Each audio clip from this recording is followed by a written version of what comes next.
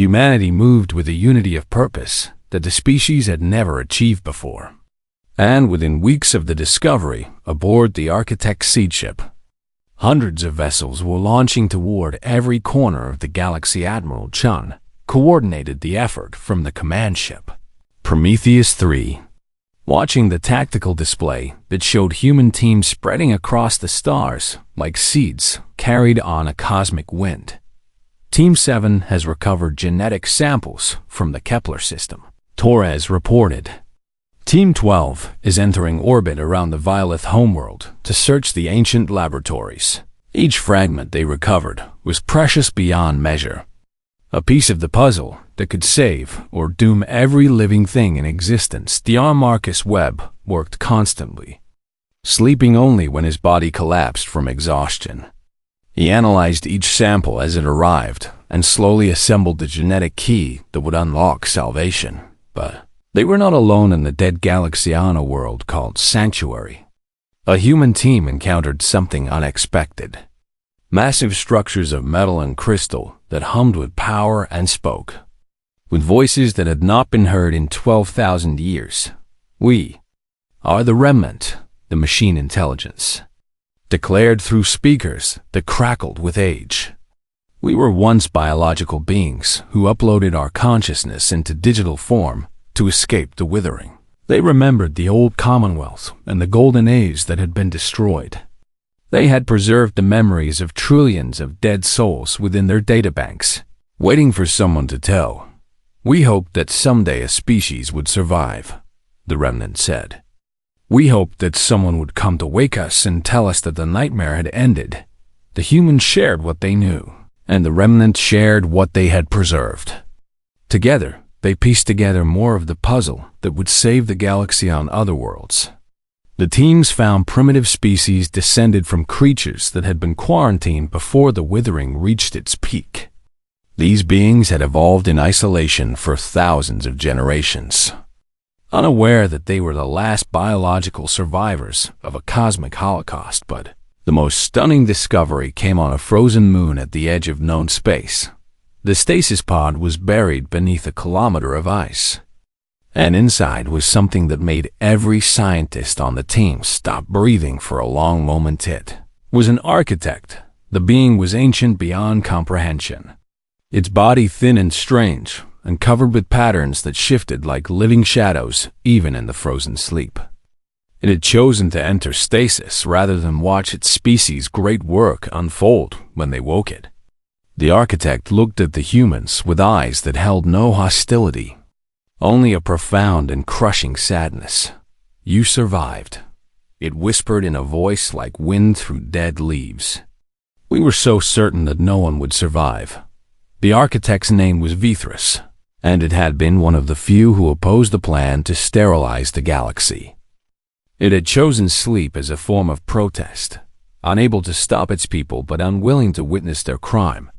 The final fragment of the key is on our homeworld, Vithras told them.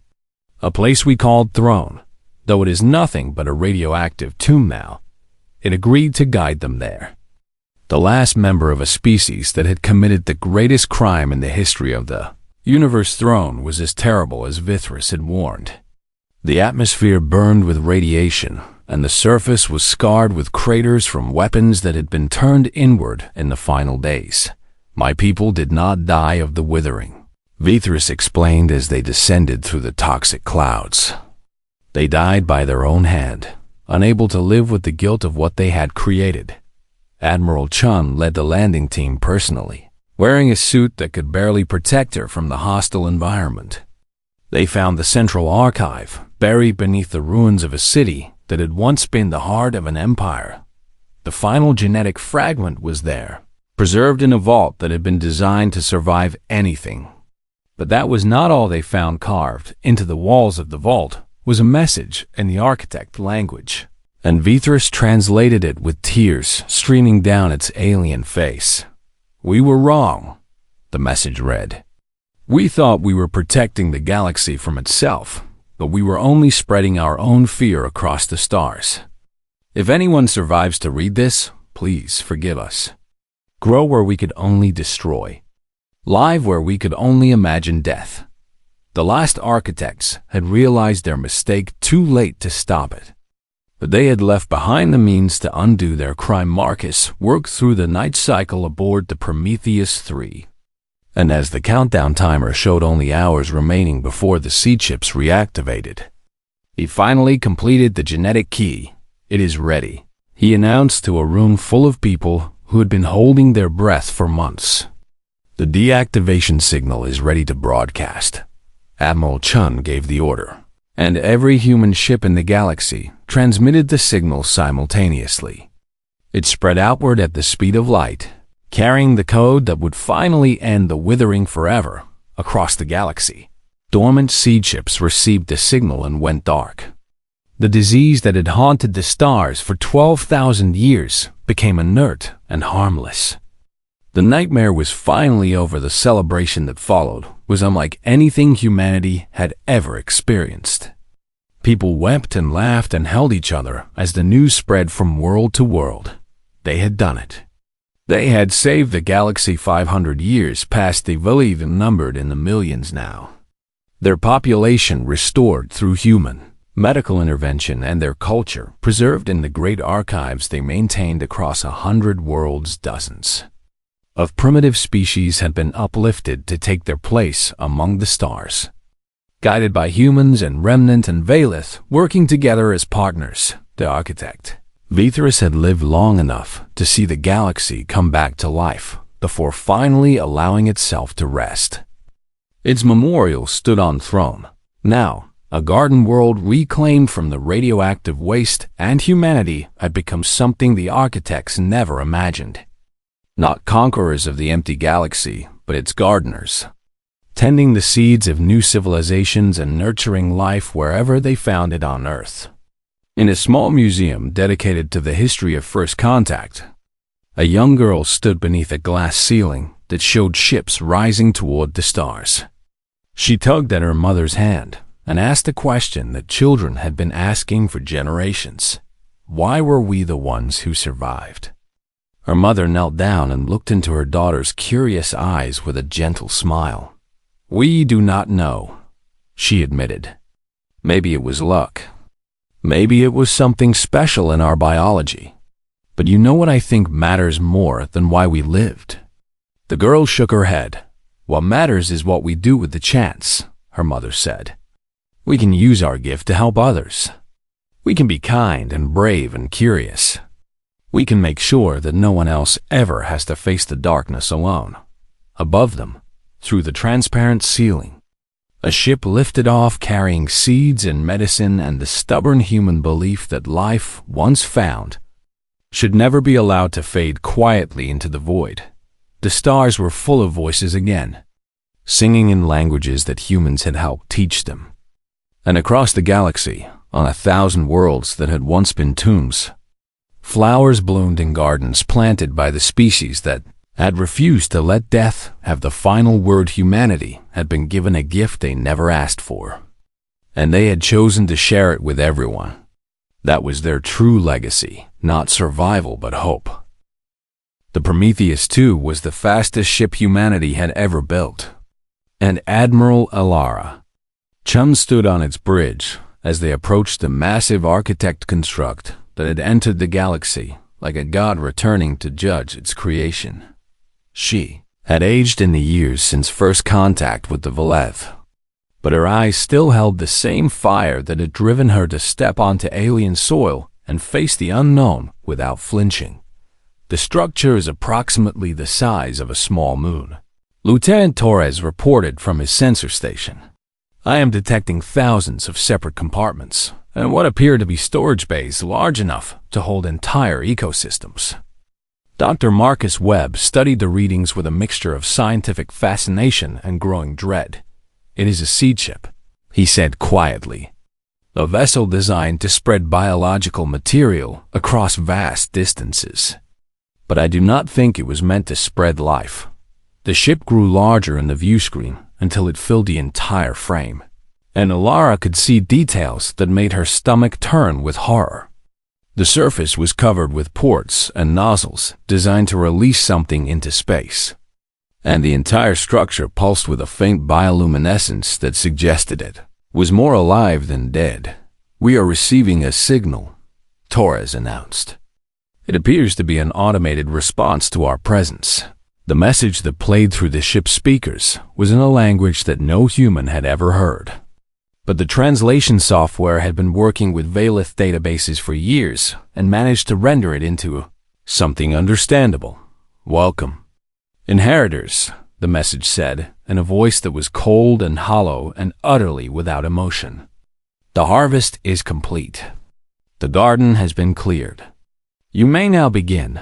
Elara exchanged glances with Marcus and saw her own confusion reflected in his eyes. "What does that mean?" she asked. "Begin what?"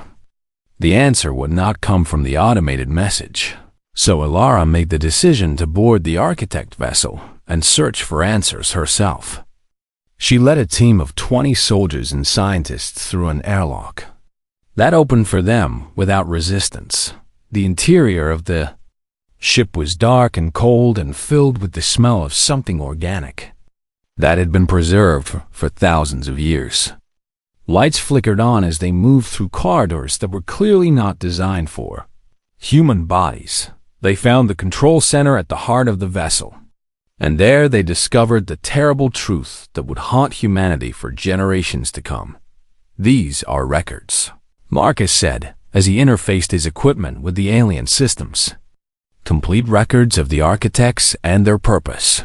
The data that flowed across his screens painted a picture of a species that had become convinced of a horrifying philosophy. The architects believed that biological intelligence was inherently self-destructive and that every species would eventually develop weapons capable of destroying not just themselves but entire star systems. They watched civilizations rise and fall. Marcus translated slowly. They saw wars that devastated planets and conflicts that spread across centuries. They came to believe that the only way to prevent ultimate destruction was to eliminate biological life entirely. The withering was their solution. A disease so perfect and so adaptable that no biological immune system could defeat it. But it was not a weapon of war. Marcus continued with horror growing in his voice. It was a filter, a test of evolutionary fitness. They designed it to eliminate any species that could not develop natural immunity. Elara felt the blood drain from her face as she understood what that meant. They expected everyone to fail, she whispered. They thought the disease would kill every intelligent species in the galaxy. Marcus nodded grimly and pulled up additional records that showed the architects' projections. They had calculated the probability of any species developing immunity at essentially zero. Humanity was never supposed to survive. He confirmed. We passed a test that was designed to be impossible, but there was more hidden in the ancient records. And what Marcus found next gave Elara the first real hope she had felt since the crisis began. The disease has a kill switch, he announced with barely contained excitement. A genetic key encoded in the architect genome that can deactivate the withering permanently across the entire galaxy. If they could find that key and broadcast it on the right frequency, the plague that had haunted the stars for 12,000 years would finally end. Where do we find the key? Elara demanded Marcus search through the records with frantic energy until he found the answer that made his face fall. The architects are extinct, he said quietly. They died before their own plague returned to claim them. The complete genome we need no longer exists in any single source, but the records showed something else. The architects had conducted experiments across hundreds of worlds before releasing the withering, and fragments of their genetic material still existed in the hybrid creatures they had created.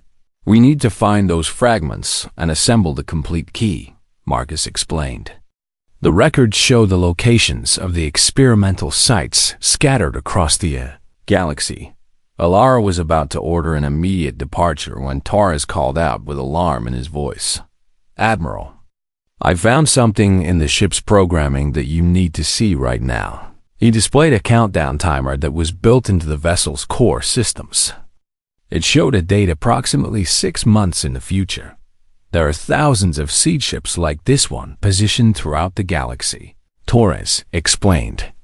They have been dormant for 12,000 years, but they are programmed to reactivate on a cycle. The implications hit Alara like a physical blow in 6 months, she said slowly.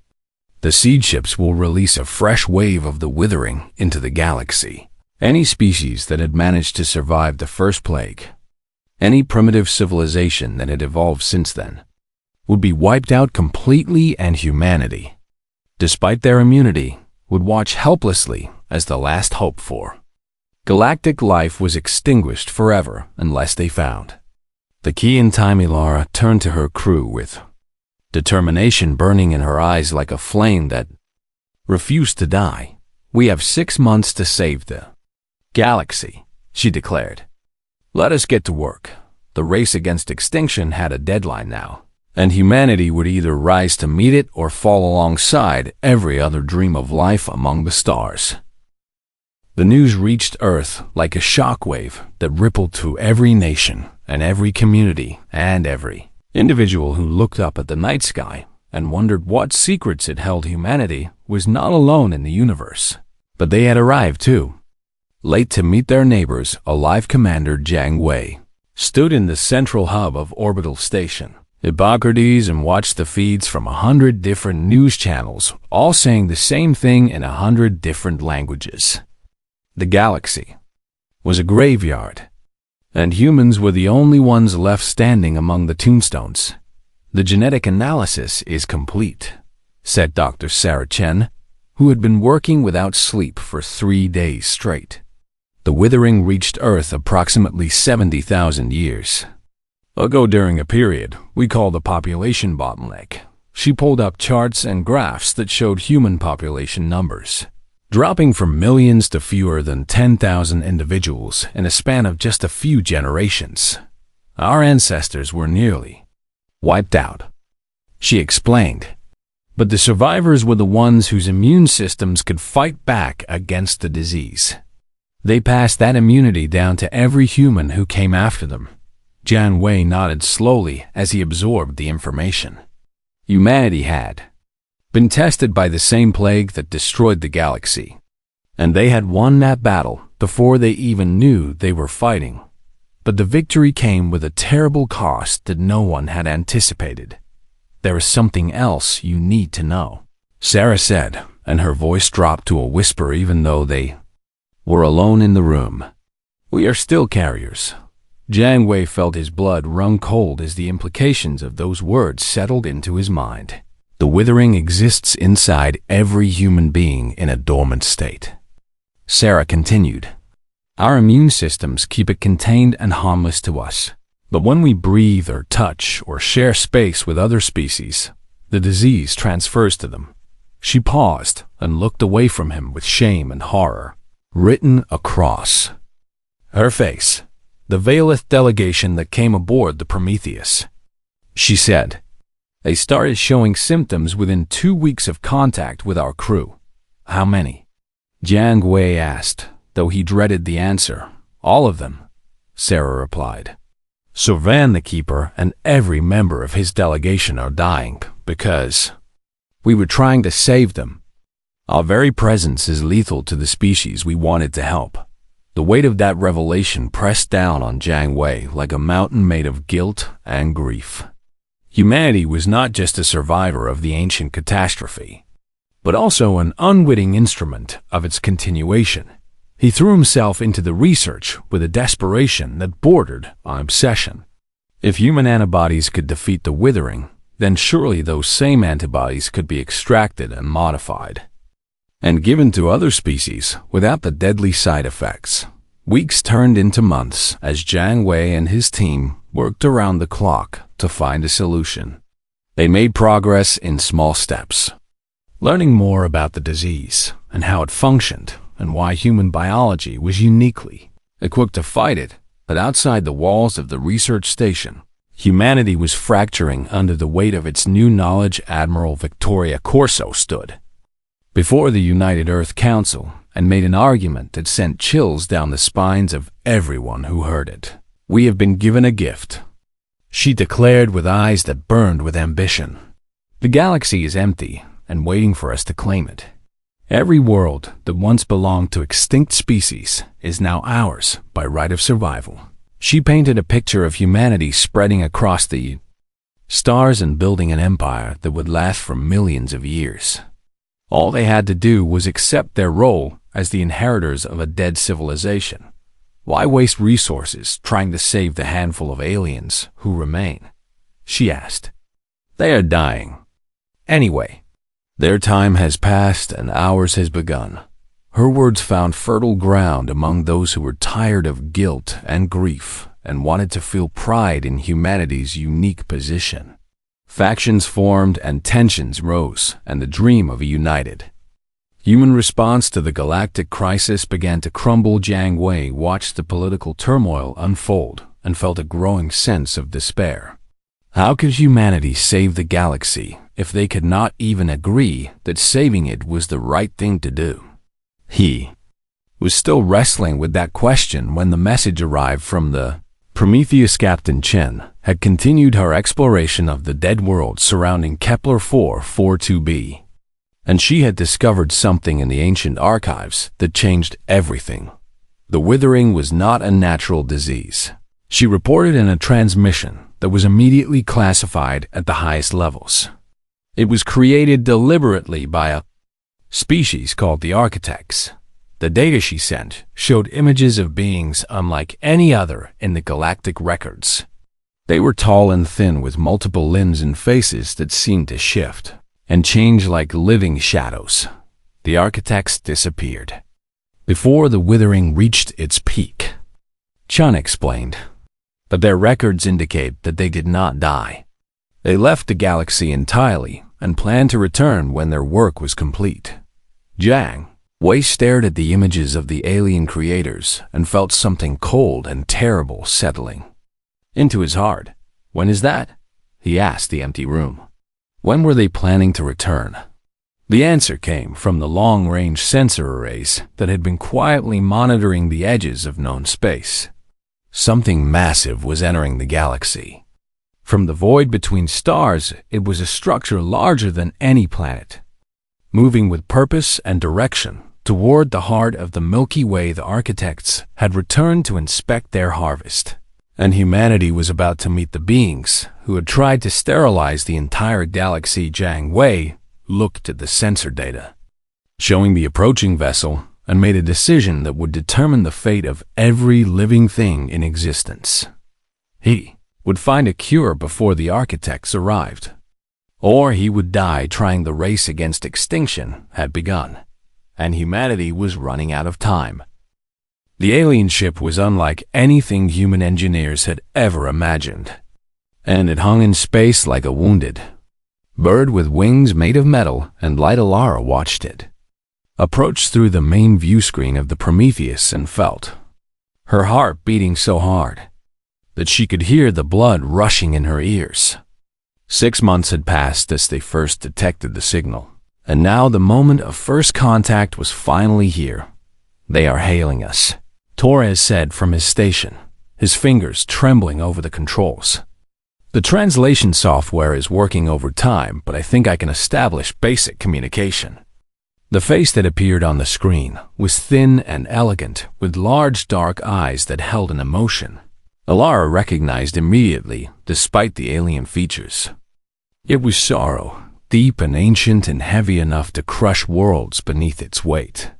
We are the Valeth, the alien said in a voice that the translator rendered as soft and musical. We are the last of our kind, and we have come to warn you. Alara stepped forward and introduced herself and her crew with words that felt small and inadequate in the face of such a momentous occasion. The alien listened patiently and then asked if they could send a delegation aboard the human ship. We do not have much time, the Valeth said. There are things you must know before it is too late. The delegation arrived in a small shuttle that docked with the Prometheus with surprising grace. 3 Valith emerged wearing robes of deep blue that seemed to shimmer with inner light. Their leader was ancient beyond human understanding, with skin like paper and eyes that had seen civilizations rise and fall across thousands of years. He introduced himself as Sorvan the Keeper, the last historian of a species that once numbered in the trillions. "Please," Alara said, as she led them to the conference room. "Tell us what happened to the galaxy." Sorvan sat down heavily, and his companions stood behind him like ghosts attending a funeral. He looked at the humans gathered around the table and seemed to be searching for words that could contain the enormity of what he needed to say. 12,000 years ago, he began. The galaxy was alive with intelligent species. There were 17 founding races who had achieved interstellar travel, and hundreds of younger species who were learning to reach for the stars. He described a golden age of cooperation and discovery, of shared knowledge and peaceful coexistence that had lasted for 100,000 years. "We called it the Commonwealth," Sorvan said, "and we believed it would last forever. But forever was a lie that the universe had no intention of keeping. The withering came from the outer rim," Sorvan continued, his voice dropping to barely a whisper. "It was a disease unlike anything we had ever encountered, and it targeted the neural tissue of every biological species with perfect and terrifying precision. The disease spread faster than ships could carry warnings. It adapted to every immune response and crossed every biological barrier as if they did not exist at all. Quarantines failed," Sorvan said. "Medical science failed. Prayer and hope and desperation all failed. Species that had existed for millions of years vanished within a few generations. Worlds that had been crowded with billions of living beings became silent tombs drifting through the void. The Commonwealth fell," Sorvan said, "and the withering spread through the galaxy like fire through dry grass until there was nothing left to burn." Alara felt tears running down her cheeks as she listened to the old alien describe the death of everything he had ever known and loved. Beside her, Marcus was recording every word with shaking hands. "How did your people survive?" she asked. Zorvan's laugh was bitter and hollow and filled with a pain that transcended species. "We did not survive," he said. "We are merely the last to die." He explained that every member of the Valith remnant fleet carried the withering in dormant form. The disease was inside them, sleeping but not dead, waiting for the right conditions to awaken and finish what it had started so long ago. "We came to warn you," Sorvan said. "We detected your ship and followed your signal across the stars because we wanted to tell you to run. Flee this galaxy before the withering finds you. There is nothing here but death." But before Alara could respond, one of the Valith medical officers stepped forward with a device that looked like a combination of scanner and computer. She had been quietly monitoring the humans throughout the conversation. "Elder," the medical officer said, and her voice was strange and thick with an emotion that Alara could not identify. "You need to see this." She showed Sorvan the readings on her device, and the ancient historian went completely still. His dark eyes widened and his mouth opened, but no words came out. "What is it?" Alara demanded. "What did you find?" Sorvan looked at her with an expression that mixed disbelief and wonder, in something that might have been the first flicker of hope he had felt in centuries. "The withering is inside you," he said. "Every human on this ship carries active traces of the disease in their bloodstream." Alara felt her stomach drop and the room seemed to spin around her. They were infected, and they had not even known it. "But that is not what amazes me," Sorvan continued, and now his voice was trembling. "Your immune systems have produced antibodies that neutralize the withering completely. The disease that killed trillions of sentient beings across thousands of worlds exists inside you as nothing more than a mild inconvenience." The silence that followed was so complete that Alara could hear the soft hum of the ship's life support systems. "You did not escape the plague," Sorvan said, rising to his feet with tears streaming down his ancient face. "You conquered it without ever knowing it existed." Marcus was the first to speak, his scientific mind already racing through the implications. "How is that possible?" he asked. "How could human biology defeat something that destroyed every other intelligent species?" Sorvan shook his head slowly, overwhelmed by an answer he did not have. "I do not know," he admitted. "But I know what this means for the galaxy." He reached out and took Alara's hands in his own, his grip weak but warm with a desperate intensity. "You are not just survivors," he said. "You are the cure. Your antibodies could save my people and any others who still cling to life in the darkness between stars." Alara looked at the dying alien who had crossed the galaxy to warn humanity about a threat they had already defeated. And she made a decision that would shape the future of every species in existence. "Then we will find a way to share it," she said. "We will find a way to save you." Sorvan smiled for the first time in centuries, and somewhere in the cold depths of space, the first spark of hope began to burn against the endless night. The stars had never looked so beautiful as they did through the observation deck of the ESV Prometheus. And Captain Alara Chun stood watching them with tired eyes that had seen 90 years pass in what felt like a single night of dreamless sleep. She pressed her palm against the cold glass and felt the vibration of the ship's engines humming through the metal walls around her. They had finally arrived at Kepler 442b after the longest journey in human history. "Captain, the landing team is ready," said Lieutenant Torres through the intercom, his voice crackling with excitement that he could not hit. Alara turned away from the window and walked through the corridors of the ship that had become humanity's first true vessel of exploration.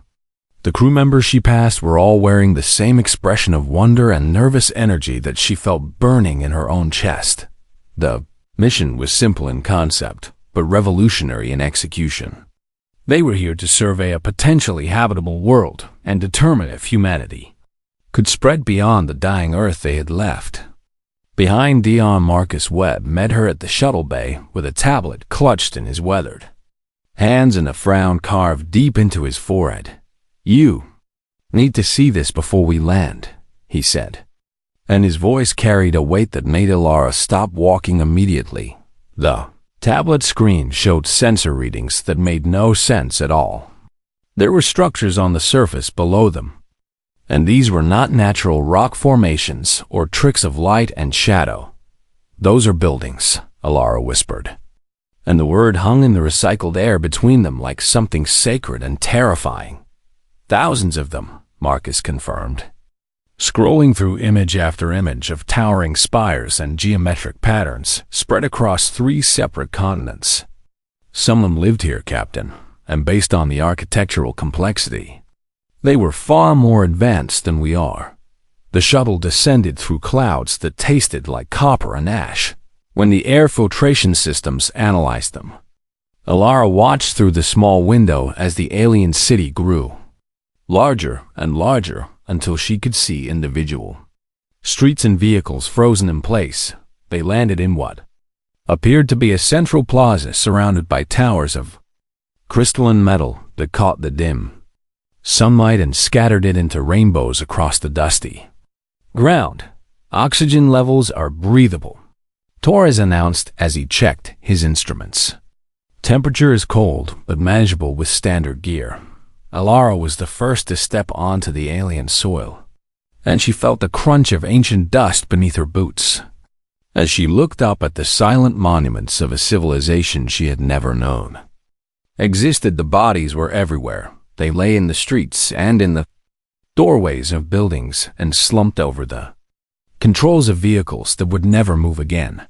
Thousands upon thousands of alien creatures with 4 arms and elongated skulls and skin that had dried to leather in the arid atmosphere.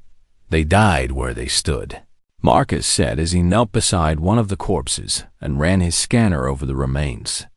"No signs of violence, no evidence of struggle. They simply stopped living all at once." The team spread out through the city in pairs, documenting everything they found with cameras and sensors and their own disbelieving eyes.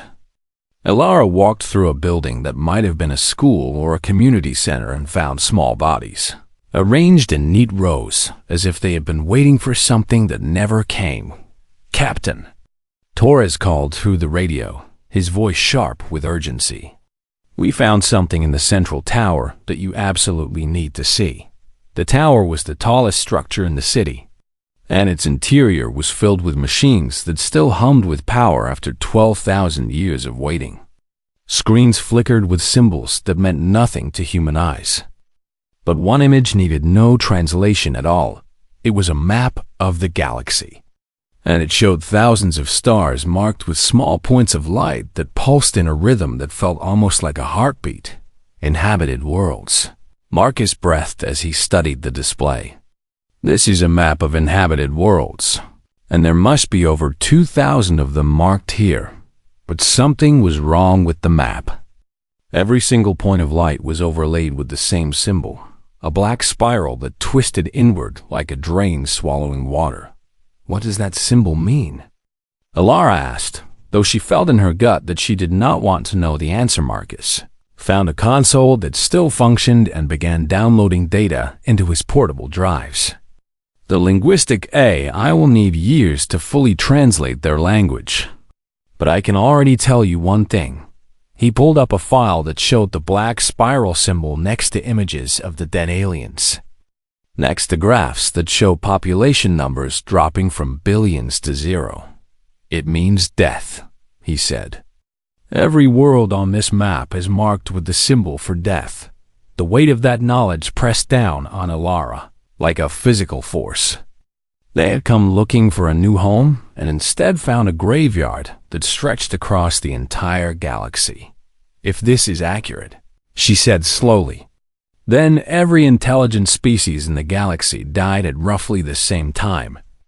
And we never knew because we were too primitive to look up at the stars and understand what we were seeing."